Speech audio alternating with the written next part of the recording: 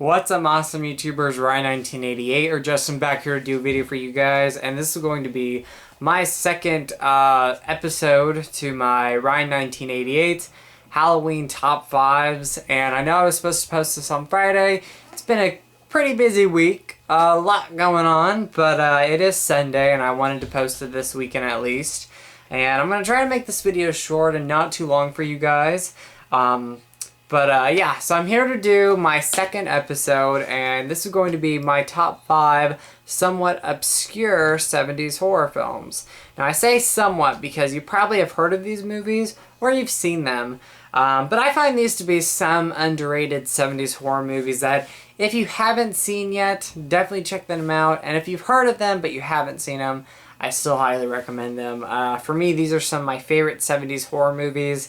You know, we have a lot of great ones like Halloween, The Last House on the Left, Dawn of the Dead, that came out in the 70s. But these are some, and Texas Chainsaw Massacre.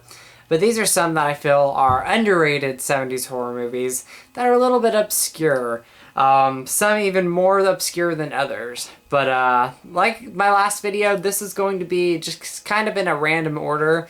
But I would have to say these would be in my 70s somewhat obscure top list. I love all these movies and highly recommend you checking them out if you haven't seen them.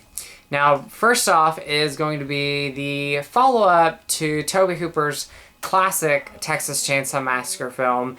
And he did a new one, a few years later, and that was Eaten Alive. Eaten Alive, if you haven't heard of this one, real quickly, it basically surrounds a hotel and its hotel owner, and anybody that comes and checks into his hotel winds up dying, and the hotel owner on the front winds up feeding these guests to his crocodile in his swamp. I love this movie. I've always loved this film ever since I saw it back when we rented it on Netflix or Blockbuster when they used to send DVDs in the mail. But I loved Eaten Alive, and I still love this film. I think it's an underrated Tobe Hooper film, and in fact, you know, there's a lot of underrated Tobe Hooper films. You know, Texas Chainsaw Massacre is really the one that gets talked about a lot when it comes to him, and it should. But I feel like he has a lot of other great classic horror films that are just kind of underrated. And there's another one on this list that I'm going to talk about real soon. But Eaten Alive, I love this film. If you are a fan of slasher films, highly recommend checking it out. If you're a fan of, you know, obscure 70s horror movies, definitely check it out. And if you love Tobe Hooper and you haven't seen this one, I highly recommend it. So, Eaten Alive. And sorry about the glare on some of these DVDs.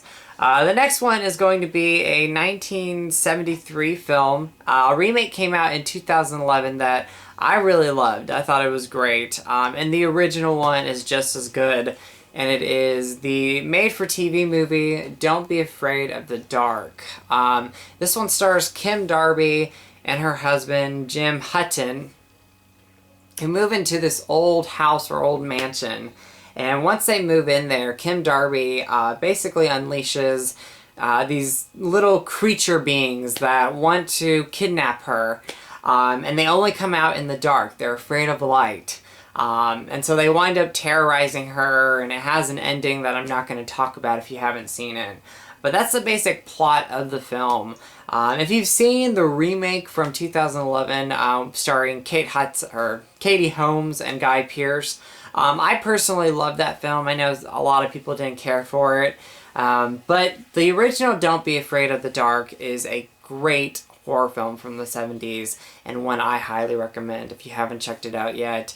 I love TV movies back in the 70s, 80s, and 90s. I think they were the best. I don't think they do them as much anymore, especially horror-related made-for-TV movies. I think they're just awesome, and this is one of the best ones. So if you haven't seen this horror movie, definitely check it out. It is a must.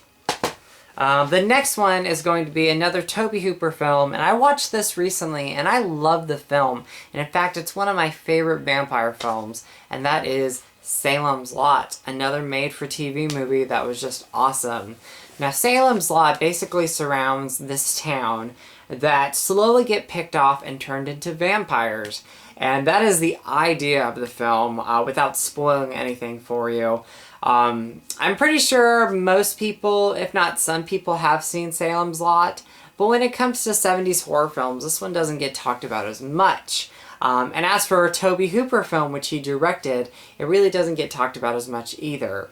Like I said when I mentioned Eaten Alive, I think a lot of his films are underrated, and he does a lot of great horror films from the 70s to the 80s to the 90s and 2000s.